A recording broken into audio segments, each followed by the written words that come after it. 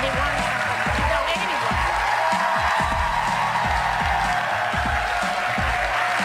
So, all righty then, welcome back to the show. All right, let's talk about Hillary for a second. I feel as though we're always talking politics, but it's important, isn't it? This is a very important year. It is an election year, Julie. And there's nothing more interesting besides Kim Kardashian. Yeah. Anyway, so Hillary, our lovely Hillary, she won big on Tuesday night. Yes, she did. I mean, I'm a Hillary fan. I'm pretty much unabashed. Joe Scarborough tweeted, "Smile. You just had a big night," and he got a lot of blowback from that because he said, "Smile, you just," because they said in his, and he wrote an op-ed piece saying, "Come on, she's a tough woman, she can handle this," but people are saying it was sexist. Is it sexist if you keep saying smile? Come on. I don't think in this particular context. You don't. I don't think this was sexist. Listen, drinking game for you, Sonny. I worked in sports. Sexist was when my first boss. Yeah. Sports, we take a drink. Yeah, take a drink, everybody. It's water, by the way. When my first boss told me, A, you don't belong in sports because you're a woman, and B, you won't make it unless you show your tatas, okay? That's sexism. In this particular situation, I think that's the big knock on Hillary, and she even admitted it. I'm not a natural politician, like President Obama is, and my husband is. She doesn't have much of a personality, and I think she has owned up to that. So asking somebody to smile is just like, smile, have a little bit of a personality. I completely disagree with you, as I think my co-counsel will. Everybody take a drink, because I'm this is not fair. You have a co-counsel. As a former prosecutor, so we can all take a drink. You know, I was told one of the critiques I got when I was in the courtroom prosecuting child sex crimes was, you should smile a little more in front of the jury. I was like, what about my job is funny right now? Yeah. I am talking about death and destruction. You have got to be kidding me. Well, I've gotten it on television too, though. Sonny, you've got nice teeth. You should smile more. Well, I'm talking about death and destruction on TV too. You know, Marsha, you talked about death and destruction when you were prosecuting. Did you get that? Oh yeah, smile, talk softer, you know, all that stuff. You know, but wait a minute. If I do that, then you're going to say I'm a cream puff who can't handle this. Exactly. It's a double murder. Whatever you think about who did it, it's a double murder. It's not time to say hi. You know, I mean, what kind of thing? Yeah. Wouldn't you think that was weird and out of body? They don't say it about men. But here's the thing. Here's why I disagree, and I do think it's sexist. Because if he were saying the same thing, and his defense was, I'm saying the same thing about Trump. I'm saying that he got a big win, and then he went, but it wasn't the same. Because he attacked Trump for talking like a loser. He attacked Trump for coming out and saying, who did Scarborough? Yeah, Scarborough. Joe Scarborough. He attacked Trump for saying, hey, you just had a big win. Why are you bitching about a pundit and complaining about the polls? Right. You just won. This is not a time to talk about that. Fair enough. Yes. That's not smile. It was nothing about his appearance. Nothing. Right. Well, they also call, you know, but it plays into the narrative about Hillary Clinton that she's, you know, shrill and that she's not friendly. When you were a prosecutor in the OJ case, I remember that. They called you vituperative. I said, really, that's a big word for people. And really, that's a big word, vituperative. Most people, we don't know what it means. And that was shrill. What does it mean? Yeah, what does it mean? Shrill. I love when the definition is actually shorter than the actual word itself. Yeah, but they called you shrill, but they didn't say what's his name, Darden? Yeah, Chris Darden. Chris really they didn't say Chris was shrill. Chris really wasn't shrill, but what about Barry Scheck? Wait a minute. Yeah. What about Barry Come on, is that not the definition of... Exactly. But they never they never say that about men. Sometimes I feel like, though, yes, I agree in some ways to both of you guys aside, because we're looking as humans as social cues. We think if something good happens, you automatically have to smile. Yes, women get it more, but that's what we're thinking. And sometimes, especially now with the presidential race, we're worried about the dialogue and the language, and you're coming for both sides. You guys want they want the presidents to be robots, kind of. I mean, the nominees to be robots, kind of, with all the social cues that we think they're supposed to have. Yeah, but robots don't smile. If you program them to, they will. Men even do that when you're walking down the street. Competition, right? But see, here's the thing, though. Bathing suit competition. I think that there is. I think a lot of times as women we're too quick to play the sexism card. I just do. I think there are vast double. But there are vast double standards. We objectify men on a daily basis with a smile.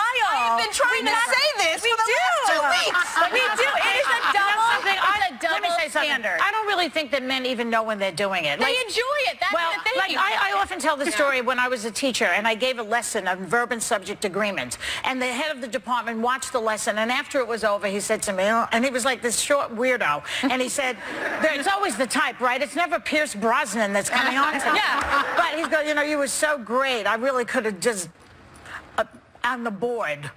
Ooh, I could have just done you on the board, blackboard. And I say, but what about my lesson? Yeah. I was like, what about my lesson? sexist. So wait a That's second. sexual He harassment. thought that was a compliment. Yeah. It's not a compliment. No, it's not. Like we talked about men in the street going, yo, yo, baby. Boom. It's not a compliment. And they often say smile. I mean, this guy told me that the other On day. the street. It's, you know, you should smile. And I said, well, my dog died today.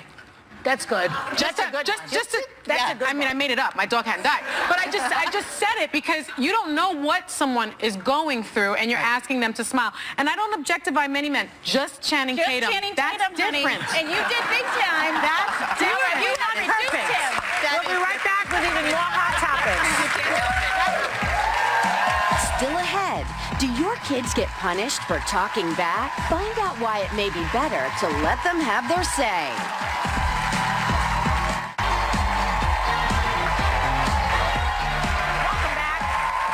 Welcome back. I don't smile enough, maybe, you You know? need to smile a little bit more. I want to tell you something. This morning, one of the executives of this show, who shall be nameless, comes into my room and says, you know, Joy, when you walk out, you're looking at your cards and you're not smiling. That's sexist, Joy. It's right? Oh, there it is. There it is. Let's see what I'm doing. Are you smiling? You're playing with your hair and you're looking at your cards. Because the hair is the issue.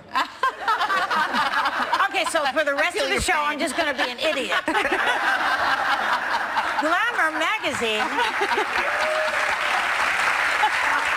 magazine just posted an article about how to have an office romance without getting caught. Stuff like, don't email, that would be stupid, because anybody can hack into your email, and keep it off of social media, which is basically a similar idea. Has anybody at this table ever dated a coworker, Marcia? Why me? You know, Well, I admitted to Marcia earlier that when I was watching the trial, it did become sort of like a soap opera, and we were all tuned in. I really thought that you were having an affair with Christopher Darden, and when you look at the FX series, it also kind of looks Strongly intimates. It's intimated that you had Not in that picture, a little something, something. Right? We were co-counsel. We were partners. He was like my rock. You know what I mean? I don't know if I would have survived that trial without him. So that's what I'm going to say. You said, I find it, I will, so just to stand up for you, Thank you very much. we talk about this topic a lot. Can you be friends with a man? Can you Yes. just be friends with a man? Does it always have to be sexual? Because people go to that, but, you know, it did look that way. Sex- But Marcia, Marcia, I gotta ask you. You were there and then you slid right off anyway. Talking about being friends with a man, but I think you did say you guys were closer than lovers, but you can have like a really intimate relationship with somebody, and it's In a not bubble like but, that. yeah. You know what I mean? You're in the middle of this bubble, and the whole world is out there, and you're in the middle of this thing that nobody else can understand. Yeah. That's a really unique I know, I felt that way about Judge Ito.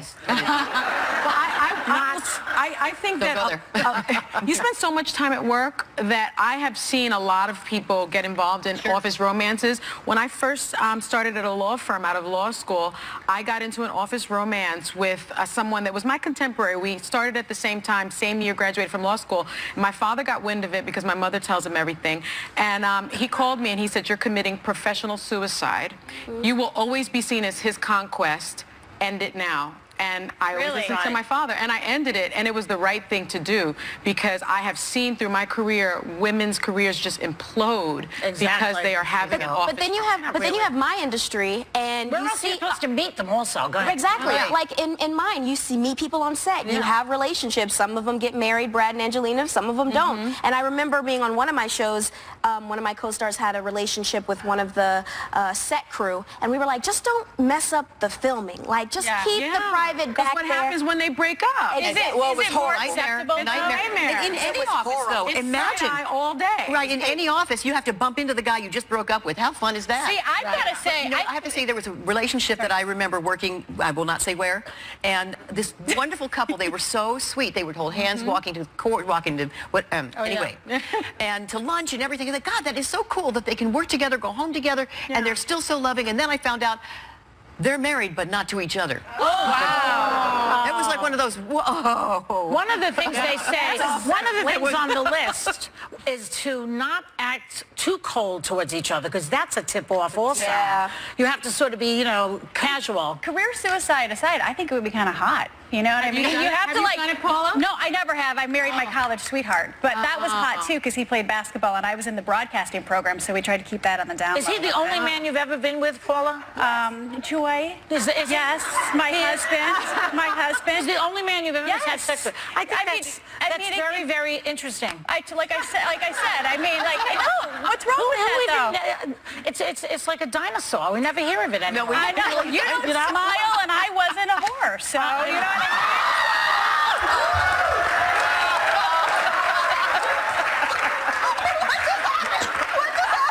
Nothing happened.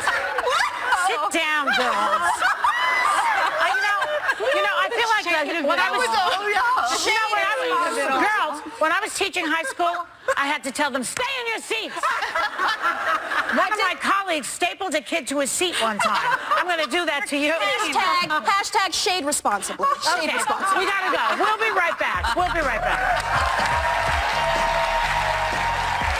Up next, Rodney and Holly Robinson Peete join the table for Hot Topics.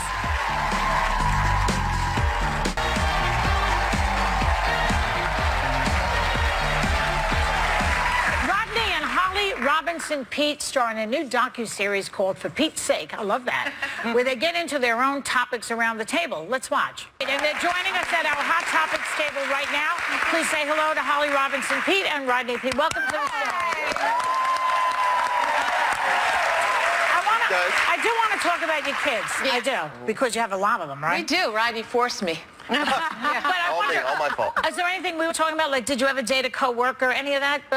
Oh, I remember when I was on 21 Jump Street, you know, Johnny Depp was kind of cute, right? And my mom called me and said, do not date that guy. Yeah. Do not, no matter how fine he is, don't date him. Because? Great advice. Yeah. Because when you break up, you said it, when you break up, you don't want to see your ex at work every day? Every day. Yeah. Did you date him? Huh? As far as you know, I didn't. I don't know about that. How about you? There might have been a cheerleader here and there, but not really somewhat. Typical. I know. That's about pretty it. taboo, though. Yeah, You're not supposed to I date the know. cheerleaders. But you have teenagers, right? Yeah, How old are your two kids? 18-year-old, 18, 18, 13, and 11. I can't. Because we had a story this week about, in the New York Times, it said there's a right way to fight with your teenagers. And one of the things they said is you have to let them talk, hear them out. I think you believe that, right? I do. You have them talk, hear their point of view. They have to be heard. They have to feel heard.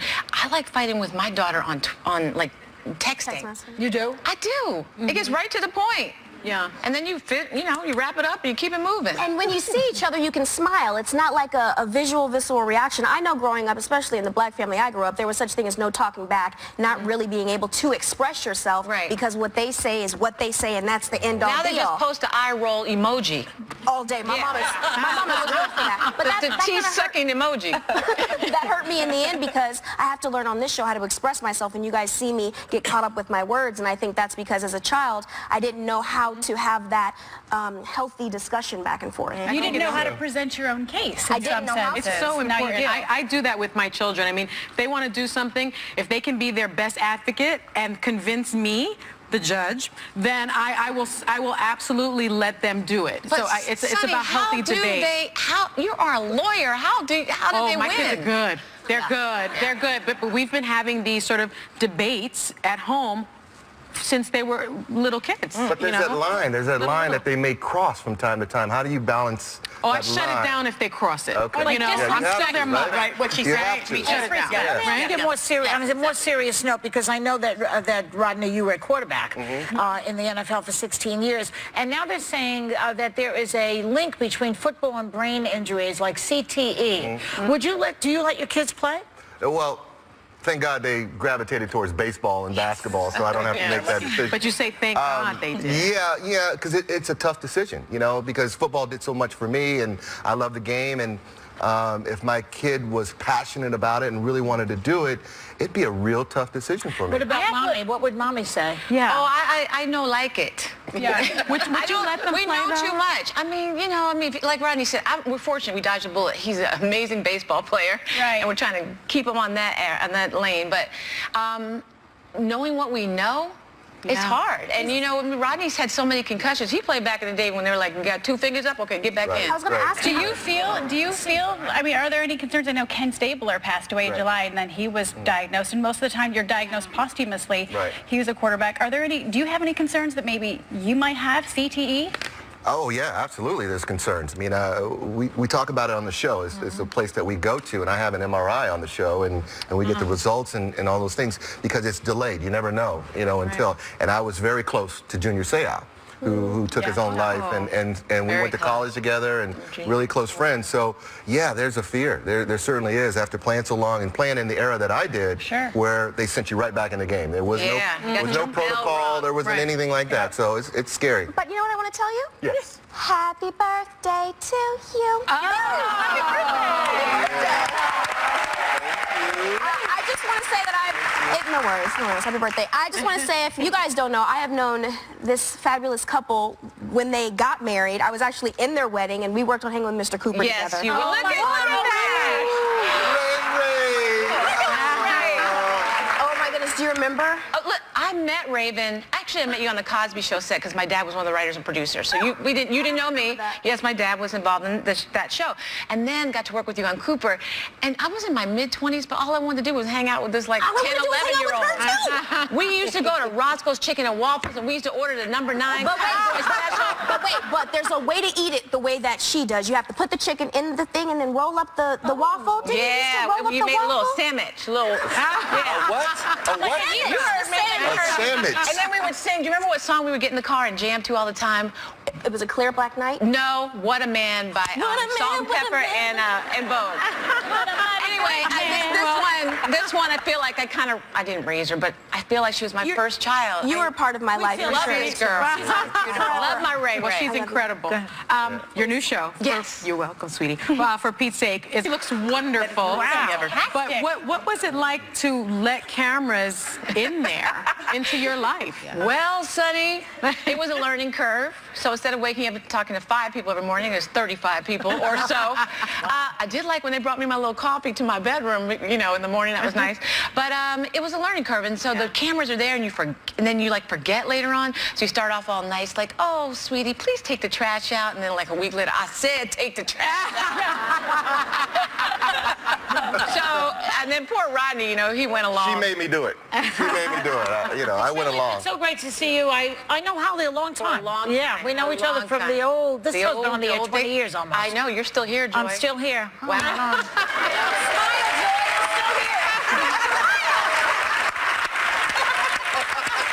Anyway, you can see Holly, Rodney, and their family on For Pete's Sake starting tomorrow night on OWN. And look for the book Holly and their kids wrote together. Same but different.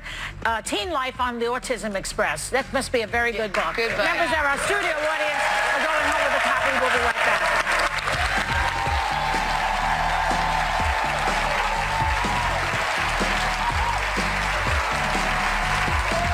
Is one of big screen's most legendary stars. And Whoopi and I sat down with her earlier this week. Take a look.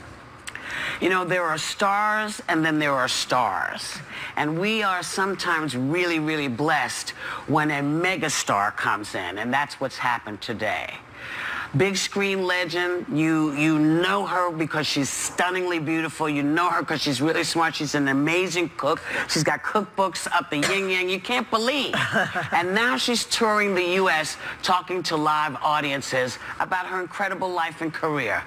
Please welcome one of the most stellar stars on the face of the earth, Miss Sophia Loren.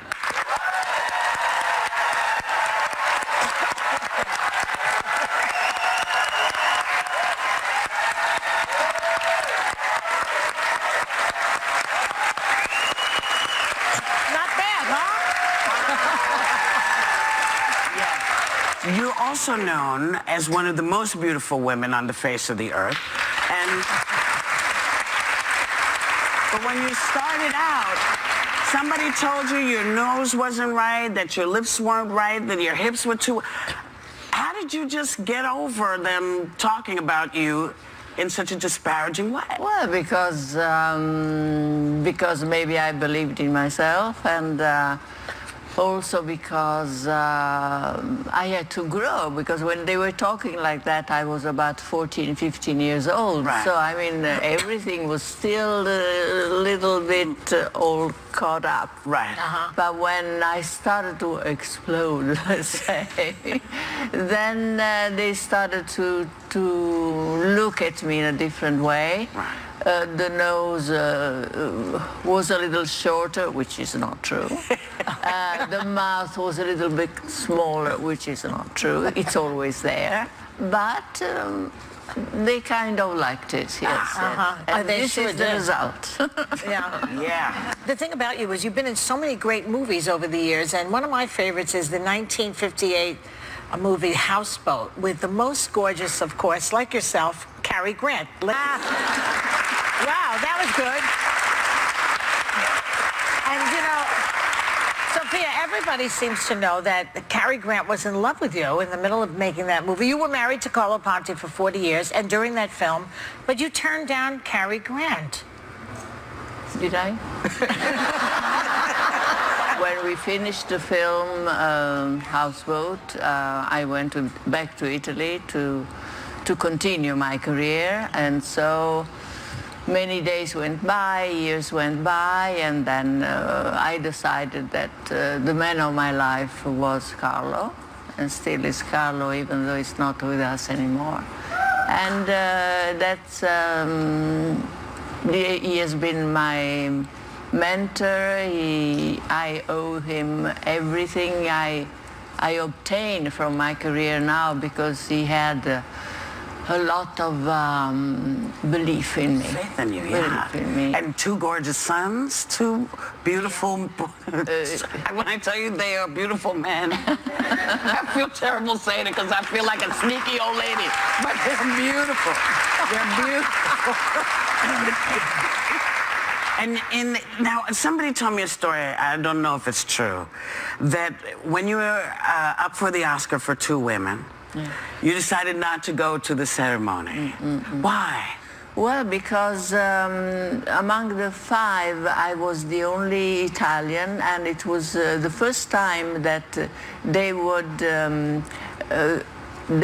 could have given an Oscar to an Italian actress with a film spoken in Italian. So I said, it's very nice to be among the five. It's very nice, it's very beautiful. For me, it's enough. But if I go there and maybe they are going to give me the prize, I'm going to faint. So it's better if I faint at home than on the stage. So that's what I did. And then I was at home in Italy, and the telephone rang at 6 o'clock in the morning. And who was on the phone? Somebody. Guess. Cary Grant? Yeah. Wow, he was persistent. So now on this tour that you're doing, no question from the audience is off limits. You're having a dialogue with the audience that comes to hear you. Now, what made you decide that you wanted to do this? Because I think it's very nice once in a while to be able to talk to people that you know that they have followed you all your life. Right. And it's really very interesting for me, because I've never done theater. Right. So it encourages me to be able to be on a stage and be confronted with all these people that have been my life, you know. Before you go, since no question is off limits, I always wondered about, okay, there's a photograph, and people have talked about it millions of times. I know. So, I know. there you are sitting. Yes. Yeah. And you see, they had to blur some of it. That wonderful woman's name is Jane Mansfield, by the way. So you're sitting and you know. I come from Italy, from Naples. Right. And you happen to look over a party for me. For you. And those breasts upstage tried to upstage you. No, but I was afraid that they were going to finish in my plate.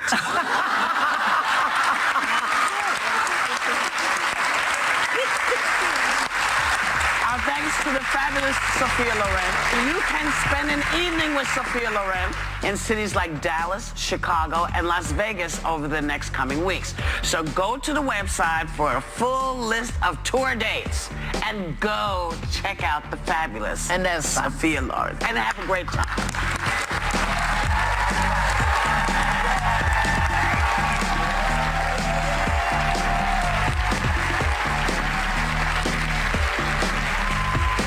See you tonight on 2020 at 10 p.m. here on ABC. I say 2020. I used to tease Barbara all the time.